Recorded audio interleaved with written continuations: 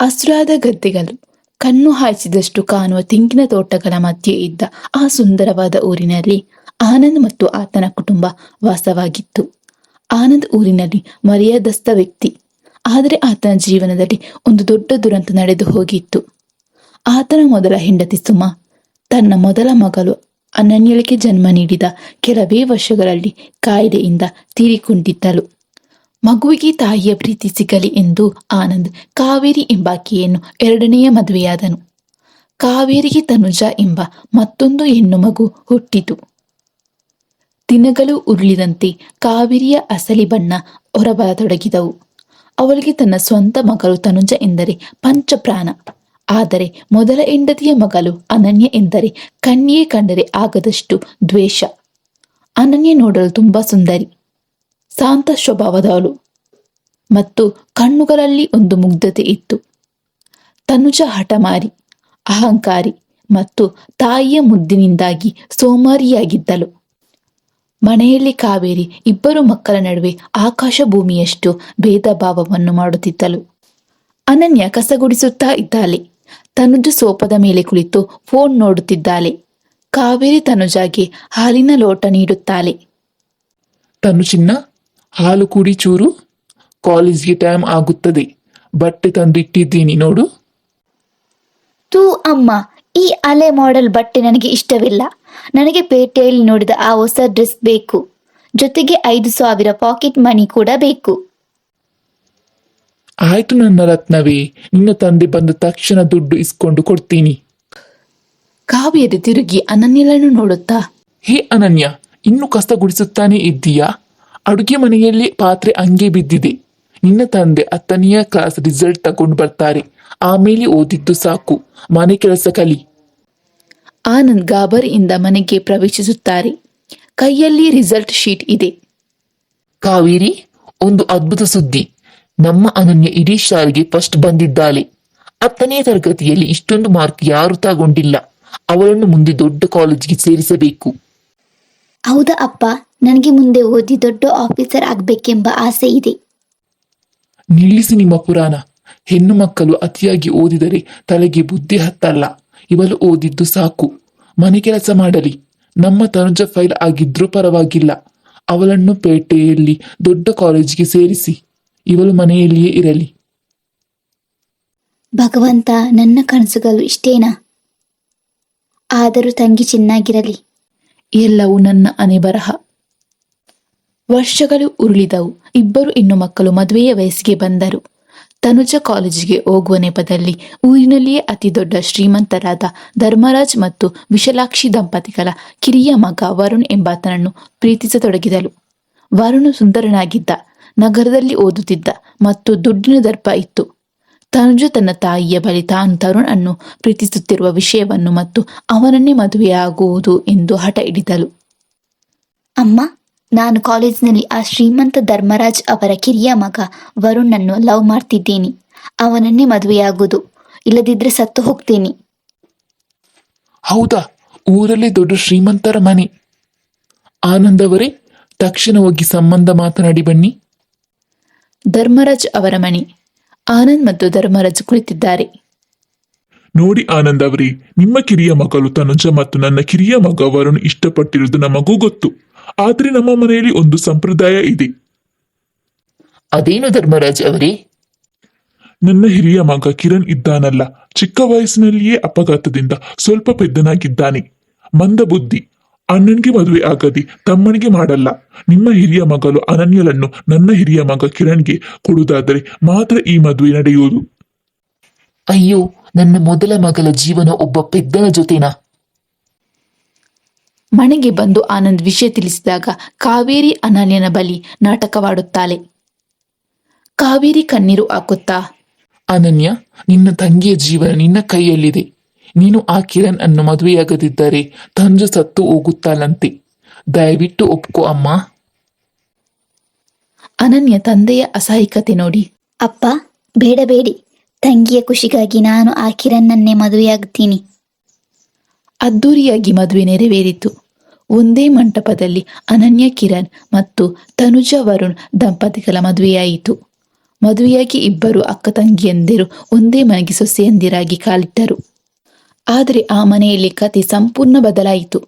ತನುಜ ತನ್ನ ಗಂಡ ವರುಣ್ನ ಶ್ರೀಮಂತಿಕೆ ಮತ್ತು ಪ್ರಭಾವ ಬಳಸಿ ಇಡೀ ಮನೆಯನ್ನು ತನ್ನ ನಿಯಂತ್ರಣಕ್ಕೆ ತೆಗೆದುಕೊಂಡಳು. ಅತ್ತೆ ವಿಶಾಲಾಕ್ಷಿ ವಯಸ್ಸಾದವರಾಗಿದ್ದರಿಂದ ಮನೆಯ ಜವಾಬ್ದಾರಿಯನ್ನು ಸೊಸೆಯಂದಿರಿಗೆ ವಹಿಸಿದರು. ತನುಜ ಇಡೀ ಮನೆಯಲ್ಲಿ ತನ್ನದೇ ಸಾಮ್ರಾಜ್ಯವನ್ನು ಸ್ಥಾಪಿಸಿದಳು. ಅವಳು ಮಹಾರಾಣಿಯಂತೆ ಓಡಾಡುತ್ತಿದ್ದಳು. ಅಕ್ಕ ಅನನ್ಯನನ್ನು ಮನೆಯ ಕೆಲಸದವರಂತೆ ನೋಡಿಕೊಳ್ಳುತ್ತಿದ್ದಳು. ತನುಜ ಸೋಫಾದ ಮೇಲೆ ರಾಣಿಯಂತೆ ಕುಳಿತಿದ್ದಾಳೆ. ವರುಣ್ ಪಕ್ಕದಲ್ಲಿದ್ದಾನೆ.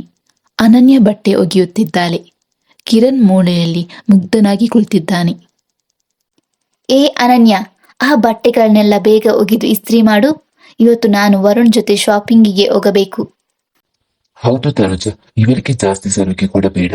ಆ ಪೆದ್ದನಿಗೆ ಹೆಂಡತಿಯಾಗಿ ಇವಳು ಈ ಮನೆಗೆ ಬಂದಿದ್ದೇ ದೊಡ್ಡ ಭಾಗ್ಯ. ಇವರ ಯೋಗ್ಯತೆಗೆ ನಾವಿಟ್ಟ ಕೆಲಸದವರ ಸ್ಥಾನವೇ ಹೆಚ್ಚು. ಅಡುಗೆ ಮನೆಯಲ್ಲೇ ಬಿದ್ದಿರಲಿ ಬಿಡು. ಕಿರಣ್ ಮೂಲೆಯಲ್ಲಿ ಕುಳಿತು ಮಗುವಿನಂತೆ, ಅನನ್ಯ, ನನಗೆ ಹಸಿವಾಗುತ್ತಿದೆ, ಊಟ ಕೊಡು. ಸುಮ್ಮನೆ ಕೂತ್ಕೋ ಹುಚ್ಚ. ನಿನ್ನ ಹೆಂಡತಿ ಕೆಲಸ ಮುಗಿಸುವವರೆಗೂ ಊಟ ಇಲ್ಲ. ಆ ಅಲಸಿದ ಊಟ ತಗೊಂಡು ಹೋಗಿ ಇಬ್ಬರಿಗೂ ಕೊಡು ಅನನ್ಯ. ಕಿರಣ್ ನಿಜವಾಗಿ ಹುಚ್ಚನಾಗಿರಲಿಲ್ಲ. ಚಿಕ್ಕ ವಯಸ್ಸಿನ ಅಪಘಾತ ಮತ್ತು ಮನೆಯವರ ಆತನನ್ನು ಪೆದ್ದ ಎಂದು ಕೀಳಾಗಿ ಕಂಡು ಆತನ ಆತ್ಮವಿಶ್ವಾಸವನ್ನು ಸಂಪೂರ್ಣವಾಗಿ ಕುಗ್ಗಿಸಿದ್ದರು. ಹಾಗಾಗಿ ಆತ ಯಾರೊಂದಿಗೂ ಮಾತನಾಡದೆ ಮಗುವಿನಂತೆ ಮೂಲೆ ಹಿಡಿದು ಕುಳಿತುಕೊಳ್ಳುತ್ತಿದ್ದ. ಅನನ್ಯ ಮತ್ತು ಕಿರಣ್ ಅವರ ಸಣ್ಣ ಕೋಣೆ. ಅನನ್ಯ ಕಿರಣ್ಗೆ ಪ್ರೀತಿಯಿಂದ ಊಟ ಬಡಿಸುತ್ತಾ ಓದು ಕಳಿಸುತ್ತಾ ಇದ್ದಳು. ಕಿರಣ್ ನೋಡಿ, 5 × 5 ಎಷ್ಟು ಹೇಳಿ? ನೀವು ತುಂಬಾ ಬುದ್ಧಿವಂತರು, ನಿಮಗೆ ಎಲ್ಲ ಬರುತ್ತೆ. 5 × 5 10 ತಾನೇ ಅನನ್ಯ? ನಾನು ಪೆದ್ದನಲ್ಲ ತಾನೇ? ಖಂಡಿತ ನೀವು ಪೆದ್ದನಲ್ಲ. ಇಡೀ ಜಗತ್ತಿಗೆ ನಿಮ್ಮ ಬುದ್ಧಿವಂತಿಕೆ ಏನು ಅಂತ ತೋರಿಸೋ ದಿನ ಹತ್ತಿರದಲ್ಲಿದೆ. ಮರುದಿನ ಹಾಲ್ನಲ್ಲಿ ಧರ್ಮರಾಜ್, ವರುಣ್ ಮತ್ತು ಆಡಿಟರ್ ತಲೆ ಕೆಡಿಸುತ್ತಾ ಕುಳಿತಿದ್ದಾರೆ. ವರುಣ್, ಬಿಸ್ನೆಸ್ ಅಲ್ಲಿ 1 ಕೋಟಿ ರೂಪಾಯಿ ಲಾಸ್ ತೋರಿಸುತ್ತಾ ಇದೆ. ಎಲ್ಲಿದೆ ತಪ್ಪು? ನೀನು ಬಿಸ್ನೆಸ್ ಹೆಡ್ ಅಲ್ವಾ? ಕಂಡುಹಿಡಿ. ಅಪ್ಪ, ನನಗೂ ಗೊತ್ತಿಲ್ಲ. ಎಲ್ಲ ಸಾಫ್ಟ್ವೇರ್ ಚೆಕ್ ಮಾಡಿದೆ. ಕಿರಣ್ ಅನನ್ಯನ ಕೈ ಹಿಡಿದು ಅಲ್ಲಿಗೆ ಬರುತ್ತಾನೆ. ಪುಸ್ತಕವನ್ನು ಕಸಿದುಕೊಳ್ಳುತ್ತಾನೆ. ವರುಣ್, ಇಲ್ಲಿ ನೋಡು. ಈ 3ನೇ ಪುಟದಲ್ಲಿ GST ಕೌಂಟ್ ಮಾಡುವಾಗ ನೀನು 2 ಬಾರಿ ಎಂಟ್ರಿ ಮಾಡಿದ್ದೀಯಾ. ಇಲ್ಲಿ 1 ಕೋಟಿ ಡಿಫರೆನ್ಸ್ ಬರುತ್ತಿದೆ. ವಾವ್, ಅದ್ಭುತ! ನಾನು 2 ದಿನದಿಂದ ಹುಡುಕುತ್ತಿದ್ದ ತಪ್ಪನ್ನು ಕಿರಣ್ ಸರ್ 5 ನಿಮಿಷದಲ್ಲಿ ಕಂಡು ಹಿಡಿದರು. ಇವರು ಜೀನಿಯಸ್. ಅಲ್ಲಿ ನೆರೆದಿದ್ದ ಎಲ್ಲರಿಗೂ ಆಶ್ಚರ್ಯವಾಯಿತು. ಇಷ್ಟು ವರ್ಷ ಪೆದ್ದ ಎಂದು ಕರೆಯುತ್ತಿದ್ದ ಕಿರಣ್ ಇಂತಹ ಜಟಿಲವಾದ ಲೆಕ್ಕವನ್ನು ಹೇಗೆ ಸರಿಪಡಿಸಿದ ಎಂದು ಧರ್ಮರಾಜ್ ಆಶ್ಚರ್ಯಚಕಿತರಾದರು. ಕಿರಣ್ ಹೆಮ್ಮೆಯಿಂದ ತನ್ನ ಹೆಂಡತಿ ಅನನ್ಯಳ ಕೈ ಹಿಡಿದು, ಎಲ್ಲ ನನ್ನ ಅನನ್ಯನಿಂದಲೇ ಸಾಧ್ಯವಾಯಿತು. ಅವಳು ನನಗೆ ಪ್ರತಿದಿನ ಓದು ಮತ್ತು ಲೆಕ್ಕ ಕಲಿಸಿಕೊಟ್ಟಳು. ನಾನು ಪೆದ್ದನಲ್ಲ ಎಂದು ನನಗೆ ಧೈರ್ಯ ತುಂಬಿದಳು ಎಂದನು. ಅನನ್ಯಳ ಪ್ರೀತಿ ಮತ್ತು ತಾಳ್ಮೆಯಿಂದಾಗಿ ಕಿರಣ್ನ ಮನಸ್ಸಿನಲ್ಲಿದ್ದ ಗೊಂದಲಗಳೆಲ್ಲವೂ ದೂರವಾಗಿ ಆತ ಬುದ್ಧಿವಂತನಾಗಿ ಬದಲಾಗುತ್ತಿದ್ದಾಗ ಆ ದಿನಗಳಲ್ಲಿಯೇ ಮನೆಯ ಮತ್ತೊಂದು ಕಟು ಸತ್ಯ ಆತನಿಗೆ ಅರಿವಿಗೆ ಬಂದಿತು. ಕಿರಣ್ ಪೆದ್ದನಾಗಿದ್ದಾಗ ಜಗತ್ತಿನ ಕುತಂತ್ರಗಳು ಆತನಿಗೆ ತಿಳಿಯುತ್ತಿರಲಿಲ್ಲ ನಿಜ. ಆದರೆ ಈಗ ಆತನ ಮೆದುಳು ಚುರುಕಾಗುತ್ತಿದ್ದಂತೆ ತನ್ನ ಸುತ್ತಮುತ್ತಲೂ ಏನು ನಡೆಯುತ್ತದೆ ಎಂಬುದನ್ನು ಆತ ಸೂಕ್ಷ್ಮವಾಗಿ ಗಮನಿಸತೊಡಗಿದ. ತನ್ನ ಪ್ರಾಣದಂತಿರುವ ಹೆಂಡತಿ ಅನನ್ಯಗೆ ತನ್ನದೇ ಸ್ವಂತ ತಮ್ಮ ವರುಣ್ ಮತ್ತು ತಂಗಿ ತನುಜ ಎಷ್ಟು ದೊಡ್ಡ ಅನ್ಯಾಯ ಮಾಡುತ್ತಿದ್ದಾರೆ ಎಂಬುದು ಆತನಿಗೆ ಸ್ಪಷ್ಟವಾಗಿ ತಿಳಿಯಿತು. ಒಂದು ದಿನ ಮಧ್ಯಾಹ್ನ ಕಿರಣ್ ತನ್ನ ಕೋಣೆಯಲ್ಲಿ ಕುಳಿತು ಪುಸ್ತಕ ಓದುತ್ತಿದ್ದ. ಆಗ ಹೊರಗಡೆ ತನುಜಳ ಜೋರು ಧ್ವನಿ ಕೇಳಿಸಿತು. ಹೇ ಅನನ್ಯ, ನಿನಗೆ ಎಷ್ಟು ಸಲ ಹೇಳಬೇಕು? ನಾನು ಬರುವಷ್ಟರಲ್ಲಿ ನನ್ನ ಕೋಣೆ ಸ್ವಚ್ಛವಾಗಿರಬೇಕು, ಬಟ್ಟೆಗಳೆಲ್ಲ ಇಸ್ತ್ರಿ ಮಾಡಿರಬೇಕು ಅಂತ. ನಿನಗೆ ಬುದ್ಧಿ ಇಲ್ವಾ? ಈ ಮನೆಗೆ ಬಂದ ಮೇಲಾದರೂ ಸರಿಯಾಗಿ ಕೆಲಸ ಮಾಡುವುದನ್ನು ಕಲಿ. ಅದಕ್ಕೆ ಧ್ವನಿ ಕೂಡಿಸಿದ ವರುಣ್. ಹೌದು ತನುಜ, ಇವಳಿಗೆ ಜಾಸ್ತಿ ಸಲಿಗೆ ಕೊಡಬೇಡ. ಆ ಪೆದ್ದನಿಗೆ ಹೆಂಡತಿಯಾಗಿ ಇವಳು ಈ ಮನೆಗೆ ಬಂದಿದ್ದೇ ದೊಡ್ಡ ಭಾಗ್ಯ. ಇವರ ಯೋಗ್ಯತೆಗೆ ನಾವಿಟ್ಟ ಕೆಲಸದವರ ಸ್ಥಾನವೇ ಹೆಚ್ಚು. ಅಡುಗೆ ಮನೆಯಲ್ಲೇ ಬಿದ್ದಿರಲಿ ಬಿಡು ಎಂದು ಅಣ್ಣನ ಹೆಂಡತಿಯನ್ನು ಕೀಳಾಗಿ ನಿಂದಿಸಿದ.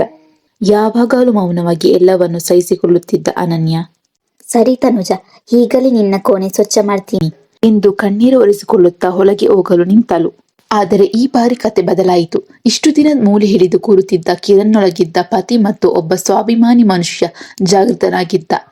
ಕೋಣೆಯಿಂದ ಸಿಂಹದಂತೆ ಹೊರಬಂದು, ಹೇ ವರುಣ್, ಯಾರಿಗೆ ಕೆಲಸದವಳು ಅಂದೆ ನೀನು? ಯಾರ ಯೋಗ್ಯತೆಯ ಬಗ್ಗೆ ಮಾತಾಡುತ್ತಿದ್ದೀಯಾ? ಇವಳು ಈ ಮನೆಯ ಹಿರಿಯ ಸೊಸೆ, ಅಂದರೆ ನಿನ್ನ ಅಣ್ಣನ ಹೆಂಡತಿ. ನಿನಗೆ ತಾಯಿಯ ಸಮಾನ. ಇಷ್ಟು ದಿನ ನಾನು ಪೆದ್ದನಾಗಿದ್ದೆ. ನೀವಿಬ್ಬರು ಆಡಿದ ಆಟಗಳನ್ನೆಲ್ಲ ಕಣ್ಣು ಮುಚ್ಚಿ ನಂಬಿದೆ. ಆದರೆ ಇನ್ಮೇಲೆ ಆಟ ನಡೆಯಲ್ಲ. ಭಾವ, ನಿಮಗೆ ಏನು ತಿಳಿಯಲ್ಲ, ಸುಮ್ಮನಿರಿ. ಅವಳು ನನ್ನ ಅಕ್ಕ. ನಾನು ಅವಳಿಗೆ ಕೆಲಸ ಹೇಳಿದರೆ ನಿಮಗೇನು? ಅಕ್ಕನ ಸ್ವಂತ ಅಕ್ಕನನ್ನೇ ಕೆಲಸದವಳಿಗಿಂತ ಕೀಳಾಗಿ ನಡೆಸ್ತೀಯಾ? ಮದುವೆಗಿಂತ ಮುಂಚೆ ನಿಮ್ಮ ತಾಯಿ ಇವಳಿಗೆ ಮಾಡಿದ ಅನ್ಯಾಯ ಸಾಲದು ಅಂತ ಇಲ್ಲಿಗೆ ಬಂದ ಮೇಲೂ ನಿನ್ನ ಸಾಮ್ರಾಜ್ಯ ನಡೆಸೋಕೆ ಇವಳನ್ನು ಗುಲಾಮಳ ತರ ಮಾಡಿಕೊಂಡಿದ್ದೀಯಾ? ನಿನ್ನ ಪ್ರೀತಿಗಾಗಿ, ನಿನ್ನ ಶ್ರೀಮಂತಿಕೆ ಜೀವನಕ್ಕಾಗಿ ನನ್ನ ಹೆಂಡತಿ ತನ್ನ ಇಡೀ ಭವಿಷ್ಯವನ್ನೇ ತ್ಯಾಗ ಮಾಡಿ ನನ್ನಂತಹ ಪೆದ್ದನನ್ನು ಮದುವೆಯಾದಳು. ಅಂತವಳಿಗೆ ನೀನು ಕೊಡುವ ಗೌರವ ಇದೇನಾ? ಅಣ್ಣ, ನಿನಗೆ ಜಾಸ್ತಿ ಕೋಪ ಬಂದಿದೆ. ನೀನೊಬ್ಬ ಪೆದ್ದ. ನಿನ್ನ ಕೈಯಲ್ಲಿ ಏನಾಗುತ್ತದೆ? ಈ ಬಿಸ್ನೆಸ್, ಈ ಆಸ್ತಿ ಎಲ್ಲವನ್ನು ನೋಡಿಕೊಳ್ತಿರುವುದು ನಾನು. ನೀವಿಬ್ಬರನ್ನು ಕೂಡ ನೋಡುವುದು ನಾನೇ. ನಿನ್ನ ದುಡ್ಡ? ಈ ಆಸ್ತಿ ಬಿಸ್ನೆಸ್ ನಮ್ಮ ತಂದೆಯದ್ದು. ಅದರಲ್ಲಿ ನನಗೂ ಸಮಾನ ಪಾಲಿದೆ. ಇನ್ನು ಬುದ್ಧಿವಂತಿಕೆಯ ಬಗ್ಗೆ ಮಾತಾಡುತ್ತಿದ್ದೀಯಾ? ನಿನ್ನೆ ನೀನು ಬಿಸ್ನೆಸ್ ಅಲ್ಲಿ ಮಾಡಿದ ಆ 1 ಕೋಟಿ ರೂಪಾಯಿಯ ಲೆಕ್ಕದ ತಪ್ಪನ್ನು ಹಿಡಿದುಕೊಟ್ಟವರು ಯಾರು? ನಿನ್ನ ಈ ಪೆದ್ದ ಅಣ್ಣ. ನನಗಿಂತ ಸಣ್ಣ ಸಮಸ್ಯೆಯನ್ನು ಬಂಡವಾಳ ಮಾಡಿಕೊಂಡು ನೀವಿಬ್ಬರು ನನ್ನ ಹೆಂಡತಿಗೆ ಅನ್ಯಾಯ ಮಾಡ್ತಿದ್ದೀರಾ. ಇವತ್ತಿನಿಂದ ಈ ಮನೆಯಲ್ಲಿ ಅನನ್ಯ ಯಾವುದೇ ಕೆಲಸ ಮಾಡಲ್ಲ. ಅವಳು ಈ ಮನೆಯ ಮಹಾಲಕ್ಷ್ಮಿ. ಅವಳ ಕಡೆ ಬೆರಳು ಮಾಡಿ ಮಾತಾಡಿದರು ನಾನು ಸುಮ್ಮನಿರಲ್ಲ. ತನ್ನ ಗಂಡ ತನಗಾಗಿ ಇಡೀ ಮನೆಯವರ ವಿರುದ್ಧ ನಿಂತು ಇಷ್ಟು ಸ್ಪಷ್ಟವಾಗಿ, ಧೈರ್ಯವಾಗಿ ಮಾತಾಡುತ್ತಿರುವುದನ್ನು ಕಂಡ ಅನನ್ಯಳ ಕಣ್ಣಲ್ಲಿ ನೀರು ಹರಿಯಿತು. ಇಷ್ಟು ದಿನ ನಾನು ಕಷ್ಟಪಟ್ಟಕ್ಕೆ ತಾನು ಕೊಟ್ಟ ಪ್ರೀತಿಗೆ ಪ್ರತಿಫಲ ಸಿಕ್ಕಿತು ಎಂದುಕೊಂಡಳು. ಕಿರಣ್ನ ಈ ರೌದ್ರಾವತಾರ ಮತ್ತು ಆತನ ಬುದ್ಧಿವಂತಿಕೆಯ ಮಾತುಗಳನ್ನು ಕೇಳಿ ವರುಣ್ ಮತ್ತು ತನುಜನಿಗೆ ತಾವೇನು ಮಾಡಲು ಸಾಧ್ಯವಾಗಲಿಲ್ಲ. ಕಿರಣ್ ಈಗ ಅಲೆಯ ಪೆದ್ದನಾಗಿರಲಿಲ್ಲ, ಆತ ಬದಲಾಗಿದ್ದ. ತಕ್ಷಣವೇ ಕಿರಣ್ ವರುಣ್ ಮತ್ತು ತನುಜಲ ಕೈಗೆ ಕಸದ ಪೊರಕೆ ಮತ್ತು ಬಟ್ಟೆಗಳನ್ನು ಇಟ್ಟು, ನಿಮ್ಮ ಕೋಣೆಯನ್ನು ನೀವೇ ಸ್ವಚ್ಛ ಮಾಡಿಕೊಳ್ಳಿ. ಇನ್ಮೇಲೆ ಅನನ್ಯನ್ಗೆ ಏನಾದರೂ ಕೆಲಸ ಹೇಳಿದ್ರೆ ತಂದೆಯವರ ಬಳಿ ಹೇಳಿ ನಿಮ್ಮಿಬ್ಬರನ್ನು ಮನೆಯಿಂದ ಹೊರಗೆ ಹಾಕ್ತೀನಿ ಎಂದು ಸರಿಯಾಗಿ ಬುದ್ಧಿ ಕಲಿಸಿದನು. ವಿಶಾಲಾಕ್ಷಿ ಓಡಿ ಬಂದು ಅನನ್ಯಳನ್ನು ತಬ್ಬಿಕೊಳ್ಳುತ್ತಾ, ನನ್ನ ಮಗನನ್ನು ಹುಚ್ಚ ಪೆದ್ದ ಎಂದು ನಾವೇ ದೂರ ಇಟ್ಟಿದ್ದೆವು ಅನನ್ಯ. ಆದರೆ ನೀನು ನಿನ್ನ ತಾಳ್ಮೆ, ಪ್ರೀತಿಯಿಂದ ಆತನನ್ನು ಒಬ್ಬ ಶ್ರೇಷ್ಠ ಮನುಷ್ಯನಾಗಿ ಮಾಡಿದ್ದೀಯ. ನೀನು ಸೊಸೆಯಲ್ಲ, ಸಾಕ್ಷಾತ್ ಮಹಾಲಕ್ಷ್ಮಿ. ವಿಶಾಲಾಕ್ಷಿ ತನುಜಲ ಕೈಯಲ್ಲಿದ್ದ ಮನೆಯ ಯಜಮಾನಿಕೆಯ ಕೀಲಿ ಕೈಯನ್ನು ಎತ್ತಿಕೊಳ್ಳುತ್ತಾ, ತನುಜ, ನಿನ್ನ ಅಹಂಕಾರಕ್ಕೆ ತಕ್ಕ ಪಾಠವಾಗಿದೆ. ಇಂದಿನಿಂದ ಈ ಮನೆಯ ಇಡೀ ಸಾಮ್ರಾಜ್ಯ ಮತ್ತು ಕೀಲಿಕೈ ಅನನ್ಯಲದ್ದು. ಅಕ್ಕ, ನನ್ನನ್ನು ಕ್ಷಮಿಸಿಬಿಡು. ಅಹಂಕಾರದಲ್ಲಿ ನಿನಗೆ ತುಂಬಾ ತೊಂದರೆ ಕೊಟ್ಟೆ. ನಾನು ಮಾಡಿದ್ದು ತಪ್ಪು. ತಂಗಿ, ನೀನು ನನ್ನ ರಕ್ತ. ತಪ್ಪು ತಿಳುವಳಿಕೆ ದೂರ ಆಯ್ತಲ್ಲ, ಅಷ್ಟೇ ಸಾಕು. ನೀನು ಯಾವತ್ತೂ ನನ್ನ ತಂಗಿಯೇ. ಕಿರಣ್ ಅನನ್ಯಳ ಹೆಗಲ ಮೇಲೆ ಕೈ ಹಾಕಿ ಹೆಮ್ಮೆಯಿಂದ ನಿಲ್ಲುತ್ತಾನೆ. ಇಡೀ ಕುಟುಂಬ ಅನನ್ಯಳನ್ನು ಗೌರವದಿಂದ ನೋಡುತ್ತದೆ. ಕರ್ಮದ ಕನ್ನಡಿ ಎಲ್ಲರಿಗೂ ಅವರವರ ಯೋಗ್ಯತೆಗೆ ತಕ್ಕ ಫಲವನ್ನು ನೀಡುತ್ತದೆ.